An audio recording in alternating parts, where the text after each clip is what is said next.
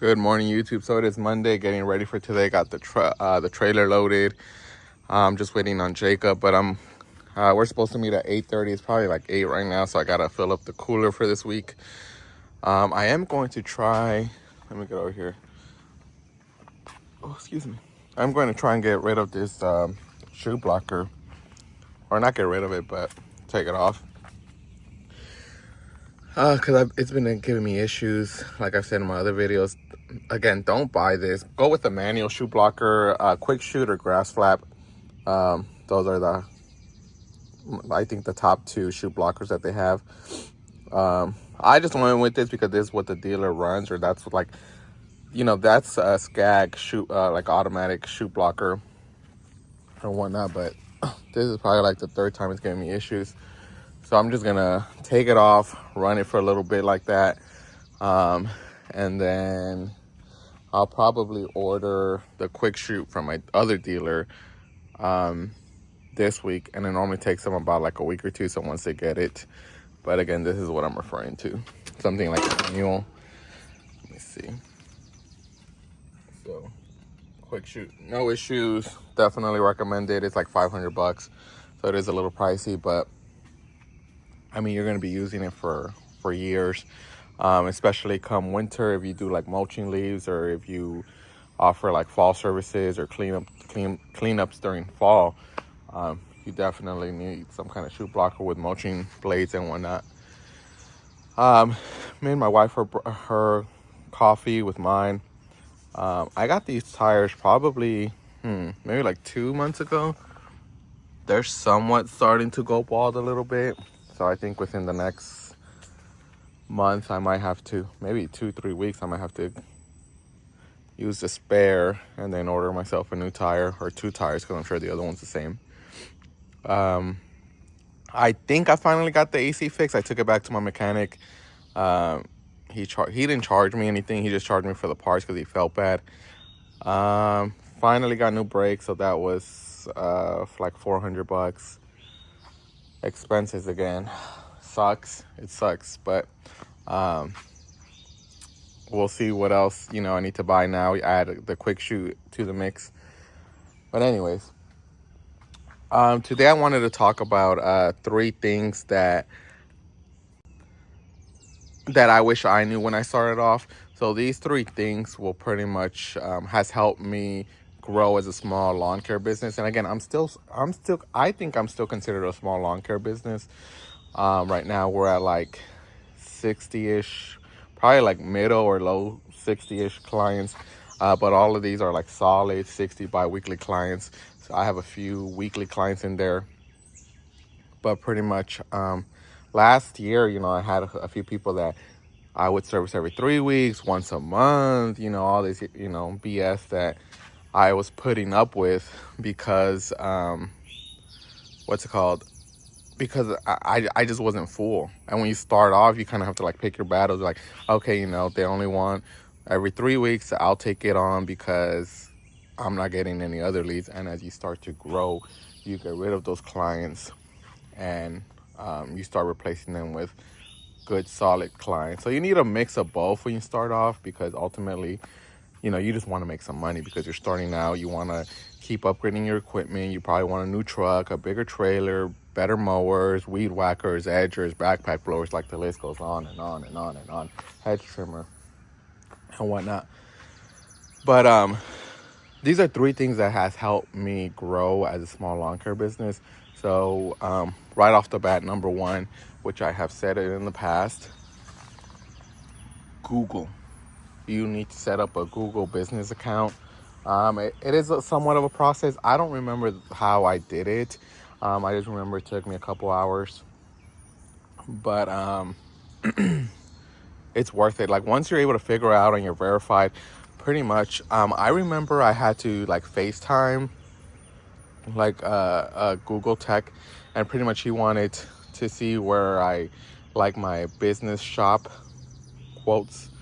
And when I FaceTimed him, I literally just like used my side door right here, and I put like a little sign that I printed out that said Wheezy Weeds LLC, whatnot. And I'm just trying to think some of the things that they're going to ask you.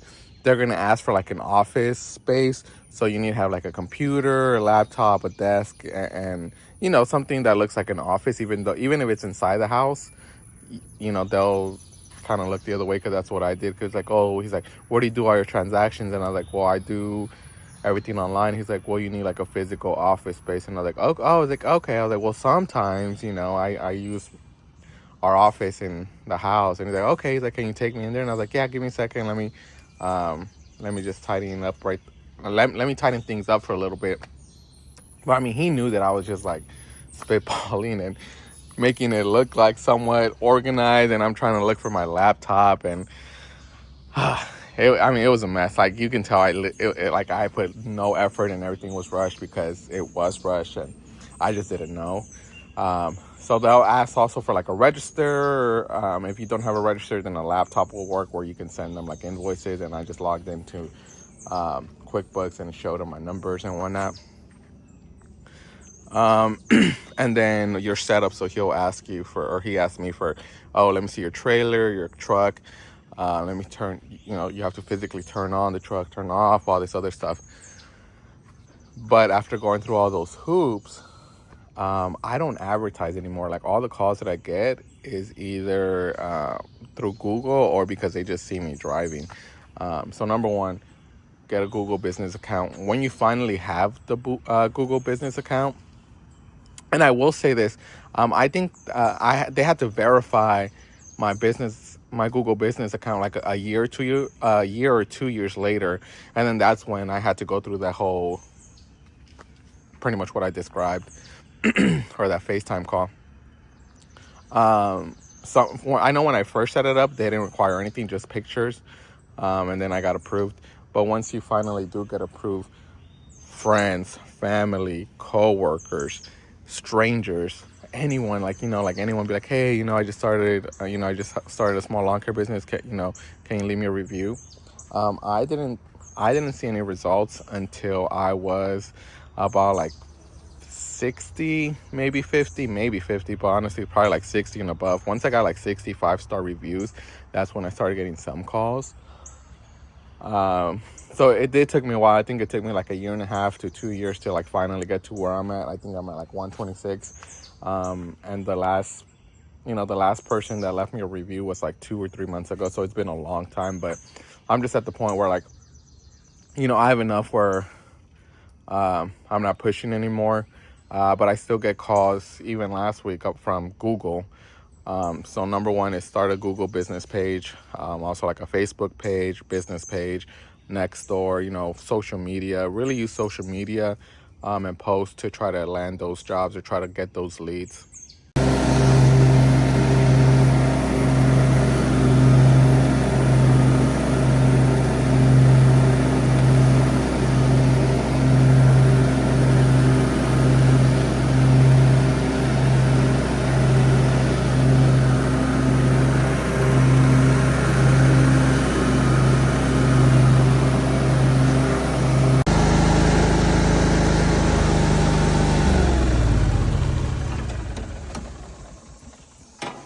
So I took it off. I just took the bottom plate. That way we're just going pretty much regular. This one I'm leaving a little bit of tire marks. You can see like right here.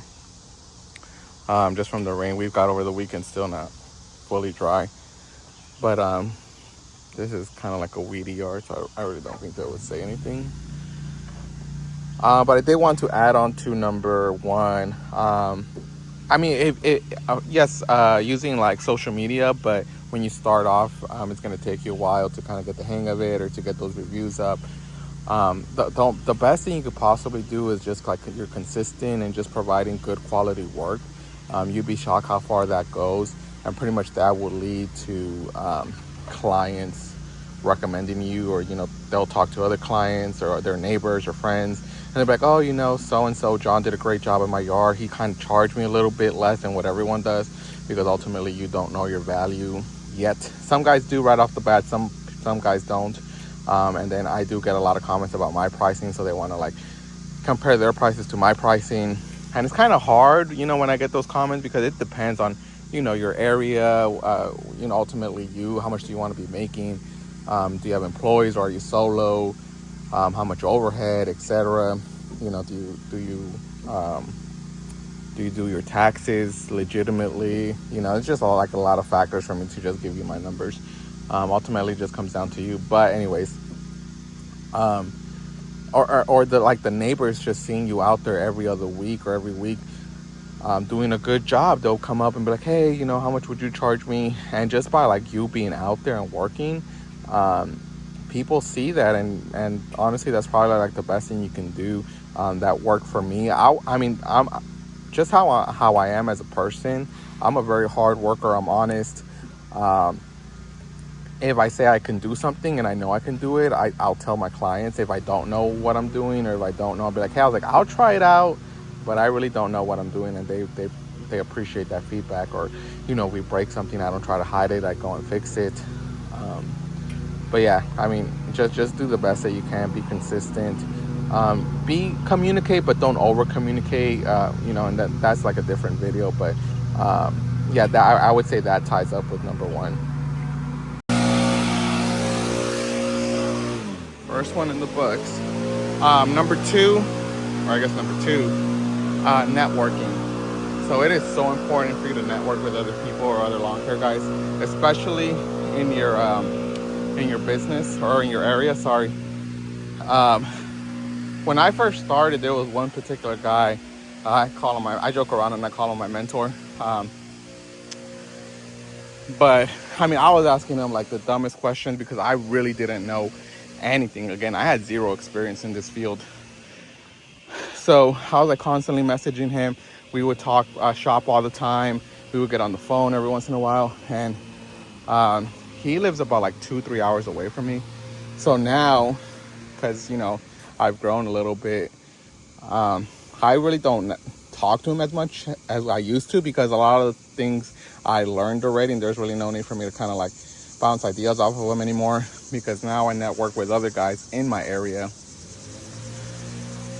Because obviously they know, you know, they get a better idea of how much I should charge with my pricing, because they're familiar with my area and whatnot, opposed to someone that's like in a different state or a few hours away. For example, like his minimum is $75 just for weekly, and here you're not. In my area, there is no way you're going to get that. So it depends again, pricing depends in your area, but networking. I do have a buddy, I've given him a shout out a couple times, Sean from SX2. He hasn't posted a video in a while. But honestly, right now, he's giving me his old clients because he's focusing on a different route. He's still working on his route density, but pretty much the clients that are pretty far away from him, he's just handing them over to me. So I definitely appreciate that. Networking, you need to talk with guys in your area. And I've said this before, like the people that are truly successful, they'll give you this knowledge for free. People that are successful just want other people to thrive and be like, hey, if I can make it, you can make it. So if they don't want to talk shop or exchange information, you know, they're a little bit envious, or they see you as a competition. At the bottom line, they're not successful.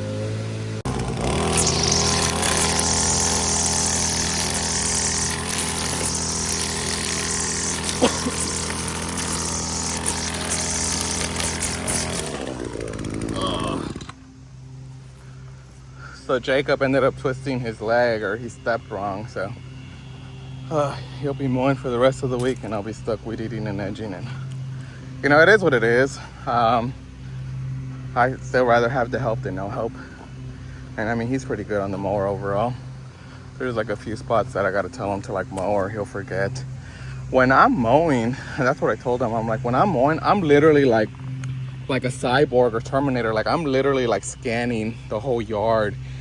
You know, as I'm doing it, it doesn't take that long, but like by doing that, like you'll realize little things that you're missing, or spots that you miss. Like I can tell, I'm sure the camera doesn't get it, but there's like a little section over there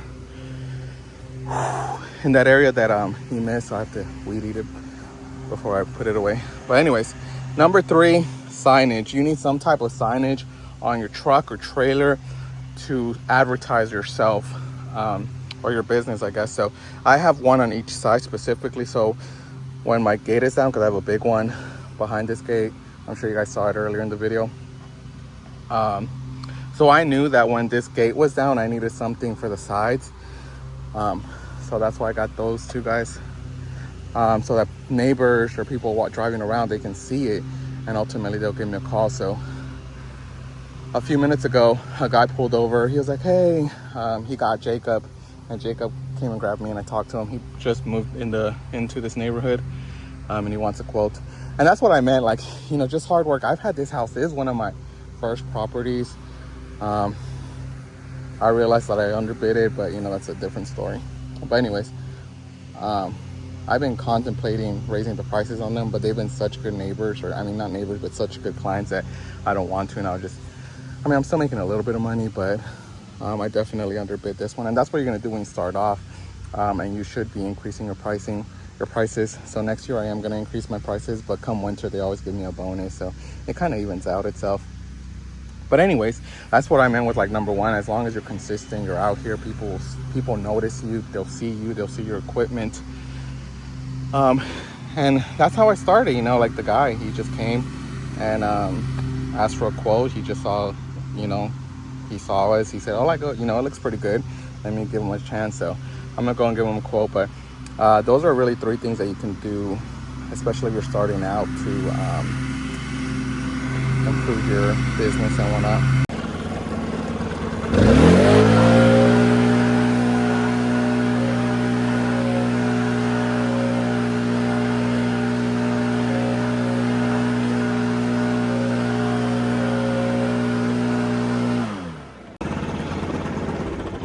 Sorry, that was saying those are three things you can do to get more clients and eventually grow your business. But look at Jacob's mowing. Whew, excuse me, I'm trying to catch my breath. Look at Jacob with his mowing skills, and that's what I'm saying. He's gotten it down. I mean, he just needs to work on, like, the attention to details. I mean, he's gotten pretty much everything done. He just needs a little bit more confidence in himself, because he's a little harsh on himself every now and then. But yeah, I've been very transparent with y'all. You guys know how much I made last year. If you guys haven't, go watch that video. This year I should be breaking those numbers, not by a lot, but I've gotten to a point where I'm doing this full time. This is my second year in business. Almost have Jacob full time. He's probably working closer to 30 hours now, which is what he wanted. He wants more hours. We keep getting more jobs. I'm being more aggressive with my prices. And at the end of the day, right now it sucks, but I wouldn't change it for the world. But yeah, that's my that bigger sign that I was telling y'all about. It's a slow process, when you start off, you want to get all these clients, and you're constantly researching, what can I do, how do I get more clients, yada yada yada. And everyone tells you the same thing that I'm telling you. It's a slow process. Keep doing it. It pays off in the end, where you can be your own boss. But like always, like, subscribe. So this is the ranch that I was telling you guys about in my last video that I picked up. But look at these lines. I'm cutting at 2.5 with the 36. Hopefully the camera gets it, because not too bad. But pretty much I'll mow the front, and then I'm having Jacob mow the back, so you can see him all the way over there. There's the backyard. There's a pool right there. So this one takes us about like 3 hours when we're doing the front and back. So one visit we're doing the front and the back, and then the other visit we're just doing the front. I'm out of air, but yeah, that's another reason why I want a bigger mower, so that when I get big properties like this, it won't take me as long as it is with the 36. But this is all I got right now, so I got to make it work. So I still got to mow, like, pretty much around his house, like his front yard, backyard, and then weed eat edge. So we're still going to be here for another couple hours. But anyways,